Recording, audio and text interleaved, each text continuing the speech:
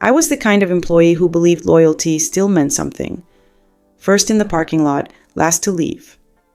The one who remembered birthdays, stayed calm during product crashes, and fixed other people's messes at 2 a.m, while the executives slept through their do not disturb nights.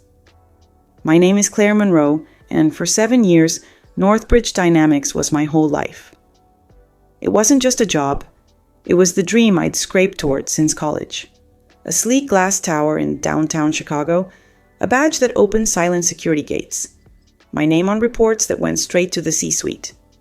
I built the analytics team from scratch. I trained the interns who later got promoted over me. I was the steady one, the team player, the one they could always count on, until the day they decided I was disposable. It started when Ethan Cole arrived. He came in like a storm in a tailored suit, perfect smile, perfect hair, perfect LinkedIn buzzwords. Our new senior vice president of strategy, the kind of man who shook your hand while already looking over your shoulder for someone more important. On his first day, he pulled me into a glass-walled conference room. "Claire," he said, like we were old friends, "I've read your work. Impressive. I want you close on the new Horizon Initiative." The Horizon Initiative was everything we'd been working toward, a full digital overhaul that would decide the company's future.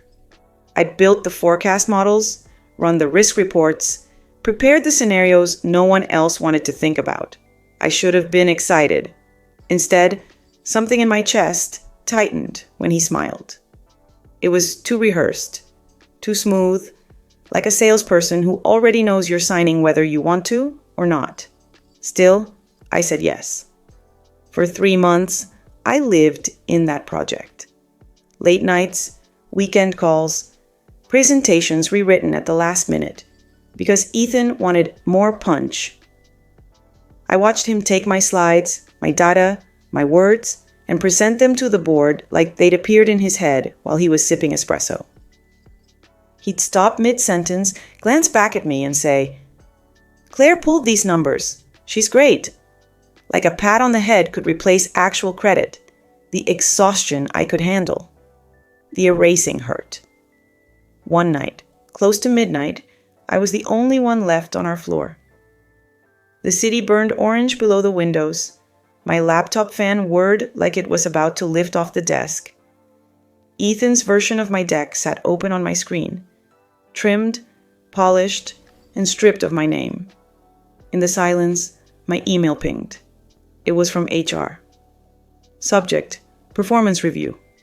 Immediate. My stomach dropped. Performance reviews were never immediate. They were scheduled, bureaucratic, slow. This felt like a warning shot.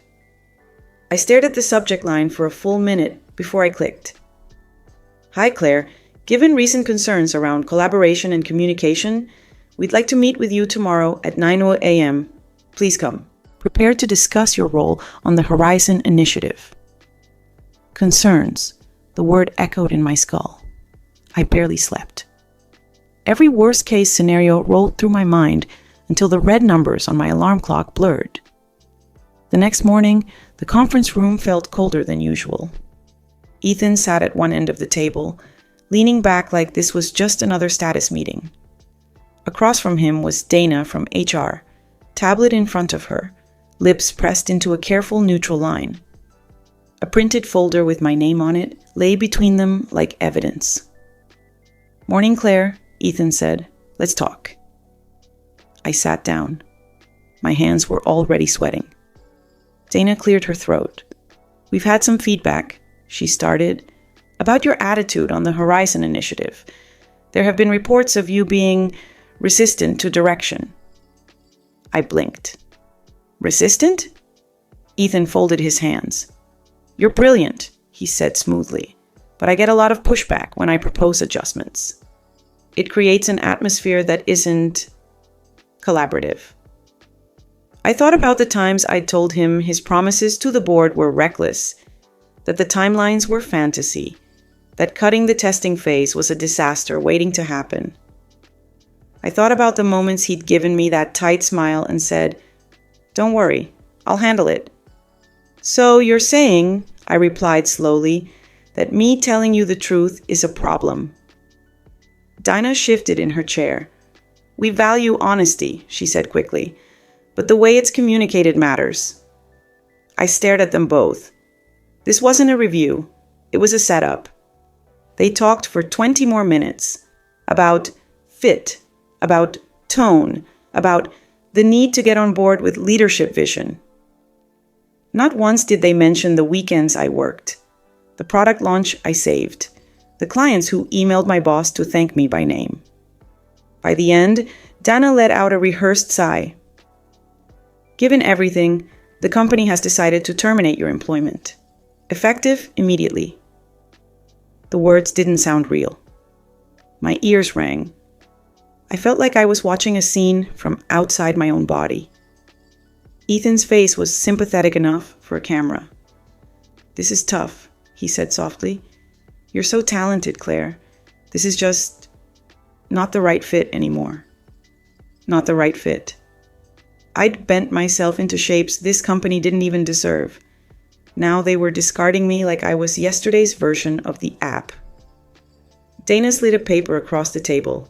If you sign this severance agreement, you'll receive 8 weeks' pay. There's also a standard confidentiality clause and a waiver of claims. I saw it then. A quiet little sentence in the middle of the block of legal text. By signing, I waived all rights and interests related to internal projects, proprietary work products, and potential equity reassessments. My breath caught. Equity reassessments. Most people never thought about those words. But my dad had been a corporate lawyer.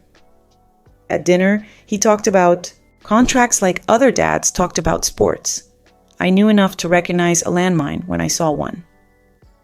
I'd like time to review this, I said, my voice steadier than I felt. Dana's smile thinned. Of course. We do ask that it's signed and returned within 48 hours. Ethan rose, closing his leather notebook. We'll arrange for your things to be boxed, he said. Security will escort you out now. I know this is hard, Claire, but maybe it's a chance for a fresh start. I stood up because I couldn't stand to sit there any longer. My legs felt numb. My heart didn't. In the elevator down, the fluorescent lights buzzed overhead. A security guard I'd chatted with for years avoided my eyes. My reflection in the door looked like a ghost in business casual. Outside, the March wind slapped my face. I clutched the severance packet so tight the edges dug into my skin. They thought this was over. They thought they could rewrite the story, stamp it confidential, and move on. I went home, dropped the packet on my kitchen table, and opened my laptop. The nice, clean corporate version of my life was gone. Fine. I still had access to my personal files. The ones I'd backed up, the contracts I'd kept copies of, the old emails from my first years at Northbridge, when the company was smaller and the promises were bigger. One folder sat at the bottom of my drive, barely touched in years. Founders and Equity, Original. I clicked it open. Documents filled the screen. Early shareholder agreements, employee stock plans, a dusty PDF with my own name in the subject line. Employee Equity, Monroe, Claire, special terms. My pulse spiked. I double-clicked. As the file loaded, I had no idea yet that tucked inside those pages was the weapon that would destroy Ethan's careful empire. All I knew in that moment was simple. They had fired the wrong woman, and I was done playing nice.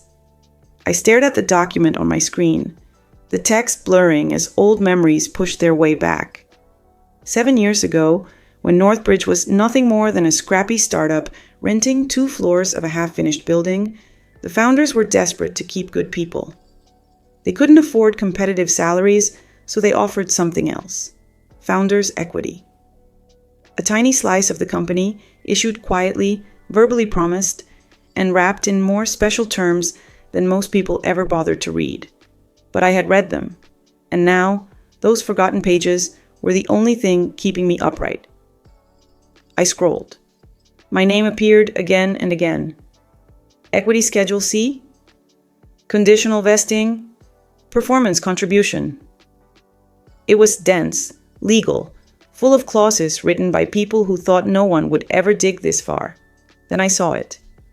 A line that hit like a sudden drop in an elevator. In the event of structural leadership changes or misconduct materially affecting departmental operations, employees' conditional equity shall convert to active. Rights. My breath froze. Leadership changes? Misconduct? Ethan had bulldozed through every protocol, slashed budgets illegally, overridden department sign-offs, pressured people to falsify projections. The board didn't know half of it, but I did. And suddenly, I realized something they hadn't expected. Firing me triggered my equity conversion, meaning I wasn't just a former employee, I was now, legally, an activated minority shareholder. And shareholders had rights. The kind executives tried very, very hard to keep from people like me. A slow, cold clarity filled my chest. I wasn't powerless. I wasn't silenced. I wasn't done. I opened a new folder and started gathering everything Ethan never thought I'd keep. The emails where he pushed impossible deadlines.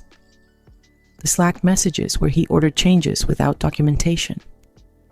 The meeting notes proving he lied to the board about progress. Screenshots, reports, old chats, voice memos, evidence.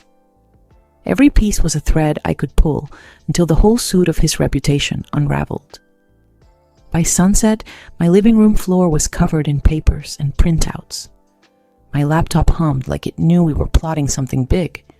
But revenge isn't just about destruction. It's about timing, precision, impact, and the universe handed me my first opening. An email sent by mistake. A mass invite from corporate communications to senior leadership, forwarded to me because I was still on an old distro list no one bothered to update. Board Q2 review, draft agenda, Monday, con 8 a.m., topic number 3, Horizon Initiative. Deliverables. Presenter, Ethan Cole. My lips parted, slowly. In 3 days, Ethan was scheduled to stand in front of every board member and present the final numbers. The numbers I knew were fabricated, inflated, and impossible. He would have to explain delays he caused, data he manipulated, decisions he forced through without authorization. And all I had to do was make sure the truth landed on the table before he opened his mouth. I spent the next 48 hours crafting a single devastating packet, a timeline of the Horizon Initiative, proof of Ethan's altered projections, emails he marked verbal only, screenshots showing how he pushed risky shortcuts to impress the board, and the clauses from the founder's documents proving my equity rights had activated, giving me every legal reason to be in that room. By Sunday night, my entire life smelled like printer ink and cold determination. But I wasn't done. I needed one more thing. Someone who hated Ethan almost as much as I did. I scrolled through my contacts until I found her. Mara, former project manager, laid off 6 months earlier, right after she refused to delete an error report Ethan didn't want the executives to see. I called. She answered on the first ring. Claire? Mara, I need your help, I said. And I think you'll want in on this. A beat of silence. Then a low, dangerous laugh. What did he do now? By midnight, she was sitting on my couch, eating cheap takeout and shaking her head as she scanned the evidence. This is enough to bury him, she said quietly. I corrected her. This is enough to bury him and protect the company from him. Mara raised a brow. So you're not burning it all down? I met her eyes. I'm not here to destroy Northbridge. I'm here to save it from the man who's killing it. By dawn, our plan was carved into stone. At the board meeting, I would walk in legally as a minority shareholder. I would distribute the evidence packets. And Ethan would be forced to defend lies that had nowhere left to hide. Monday arrived fast and sharp. Cold air scraped my skin as I walked toward the North Bridge Tower in a charcoal coat that swayed at my ankles. I felt no fear. Not anymore. In the lobby, the receptionist looked up, startled. "Claire?" I gave her a small, calm smile. "I'm here for the board meeting." Security checked my shareholder authorization twice, then again. Finally, they stepped aside. The elevator ride felt like rising through the center of a storm. My hands didn't shake. My heartbeat was a steady drum. Outside the boardroom, voices echoed from inside, executives murmuring, papers shifting, Ethan's laugh sliding through the air with that same slick confidence. Mara squeezed my shoulder. "Ready?" I exhaled once. Slowly. More than ever. I pushed the door open. The room fell silent. Every head turned toward me, including Ethan's. His smile froze, then vanished. "Claire?" he said, voice tight, eyes narrowing. "What are you doing here?" I walked to the empty seat at the table and placed my folder down. "Exercising my rights," I said. "As a shareholder." The directors exchanged confused glances. Chairs shifted, pens stilled. Ethan took one step toward me, lips pressed thin. "You need to leave now." "No," I interrupted softly. "I'm exactly where I need to be." And as I reached into my folder, as the board members leaned in, as Ethan's face drained of color, I finally felt it. The moment everything turned. The moment he realized the truth. The woman he fired was the one person he should have feared most. The boardroom felt too still, like the air itself was waiting to see what would happen next. I could hear every breath, every shuffle of paper, every heartbeat, even Ethan's, thudding hard enough to echo across the table. I slid copies of my packet to each board member, calm, precise. My hands didn't shake once. "Before we move forward," I said, "I need the board to review documented findings related to the Horizon Initiative, along with actions taken by senior leadership that materially affected operations." The chairman, an older man with silver hair and a no-nonsense stare, opened the packet first. His brows drew together almost immediately. On the other side of the table, Ethan's jaw flexed. "Claire," he said slowly, trying to keep his voice even. "This isn't the time or the place for—" "It's exactly the time," I cut in. "And exactly the place." A director tapped a page. "These projections aren't matching what we were shown last quarter." "Because they were changed," I replied, "without approval, without documentation, against every internal policy we have." Murmurs rippled through the room. Another director looked up. "Is this true, Ethan?" His face tightened. "The initiative needed urgent adjustments. I made executive calls. That's what leadership is." "Leadership," I said, "is telling the truth, not forcing teams to manipulate data to impress the board." Silence. Heavy. Sharp. The chairman flipped to the final section, the founder equity clause, the one that changed everything. "Miss Monroe," he said, squinting over his glasses, "you're claiming your equity rights activated upon termination?" "I'm not claiming," I answered. "I'm showing you." I pointed to the clause, to the timeline, to the dates that lined up like dominoes. Ethan stepped forward, hands spread in a pleading gesture. "This is being taken out of context. The original equity agreements were never meant to—" "They're binding," I said, "and they give me the right to be here today." A director leaned back, exhaling. "So she has standing." "Yes," the chairman confirmed. Ethan blinked hard, panic slipping through the cracks. "This is ridiculous. She's a disgruntled former employee trying to sabotage." "No," I said softly. "I'm a shareholder protecting the company from your sabotage." His mouth snapped shut. The chairman looked around the table. "We'll take a short recess to review this more thoroughly." Ethan's eyes followed the board members as they stood, packets in hand, leaving him alone with me and Mara. The second the door shut, he spun toward me. "Do you have any idea what you've done?" he hissed. "Yes," I said. I told the truth. "You've ruined your career." "No, Ethan," I said, leaning forward. "You ruined your own.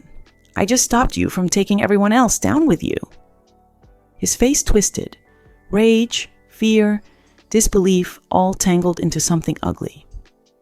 Mara stepped beside me. "How's it feel?"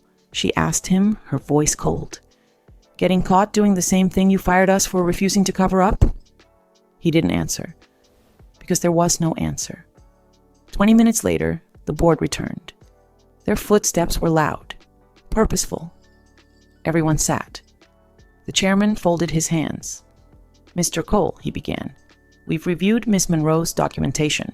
It aligns with concerns we've quietly tracked for months." Ethan's head jerked up. "Concerns?" "Your decisions compromised financial accuracy, operational timelines, and legal compliance." Another director added, "And your attempt to terminate the employee who uncovered these issues constitutes retaliation." Retaliation. The word hit the table like a gavel. My heart thudded once, hard.